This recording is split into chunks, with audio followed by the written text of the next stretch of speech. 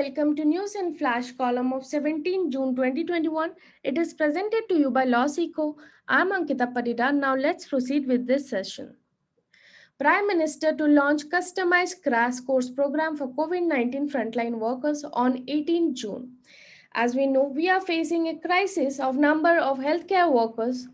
So in this program, it would skill and upskill over 1 lakh COVID warriors across the country. The training will be imparted to COVID warriors in 6 customized job roles, namely home care support, basic care support, advanced care support, emergency care support, sample collection support, and medical equipment support. The program has been designed as a special program under the central component of Pradhan Mantri Kaushal Vikas Yojana 3.0, and this program will create skilled non-medical health workers to fill the present and future needs of manpower in health sector. Moving ahead, Cabinet approves nutrient-based subsidy rates for phosphatic and potassic fertilizers of the year 2021-2022. It has been done as a one-time measure, and in this, the Cabinet Committee on Economic Affairs, chaired by Prime Minister Shri Narendra Modi, has approved the proposal of the Department of Fertilizers for fixation of nutrient-based subsidy rates for phosphatic and potassic fertilizers for the year 2021-2022. The government of India is making available fertilizers, namely urea and 22 grades of phosphatic and potassic fertilizers, including the diammonium phosphate, to farmers at subsidized rate prices through fertilizer manufacturers and also importers. Moving ahead, Cabinet approves Deep Ocean Mission.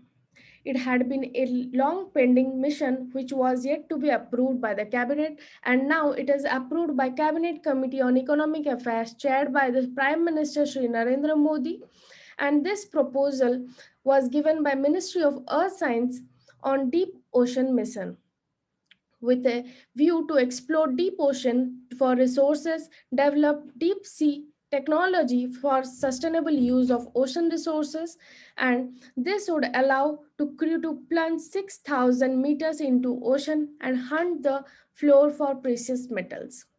As we know, India has a long coastline of 7,517 kilometers and is home to 9 coastal states and 1,382 islands.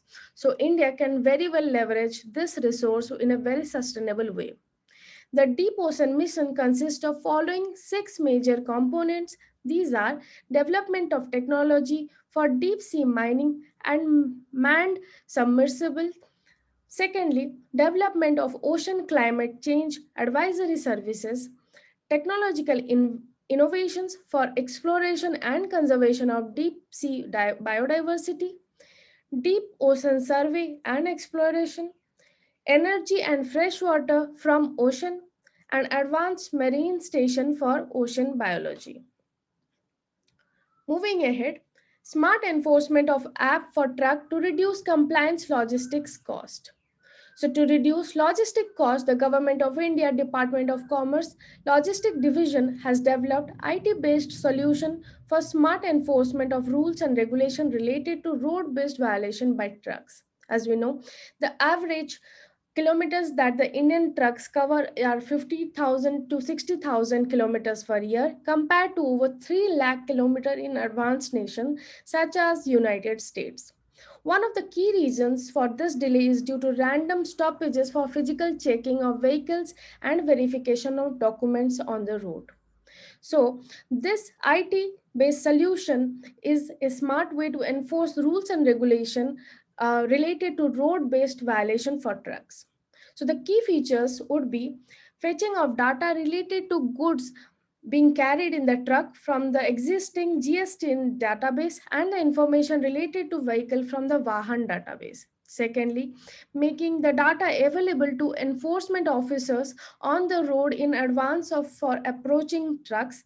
Thirdly, assessing the risk matrix for officer to decide whether to stop this vehicle or not. And the most best feature of this app would be fines, penalties, and other punitive measures would be through the app ensuring transparency. Lastly, we have the record keeping measure in this, and also integration with sensors and camera. This would significantly also reduce the need to deploy officers on the ground, since the app would be able to alert officers whether the vehicle is in violation or not. Moving ahead, global expansion of nuclear arsenal. SIPRI report. Recent report published by SIPRI Yearbook 2021 says that number of nuclear warheads which are ready to be deployed have increased globally. The SIPRI Yearbook is released by Stockholm International Peace Research Institute, which researches international armament and conflict. The SIPRI Yearbook 2021 assesses the current state of armament, disarmament, and international security. So please note that the 9 nuclear armed states are United States of America, Russia, United Kingdom, France, China, India, Pakistan, Israel, and North Korea. Together, they possess an estimated of 13,080 nuclear weapons. Of this, Russia and US together possess 90% of global nuclear weapons, and China is in the middle of significant modernization and expansion of this nuclear weapon inventory. So this was all for today. Thank you.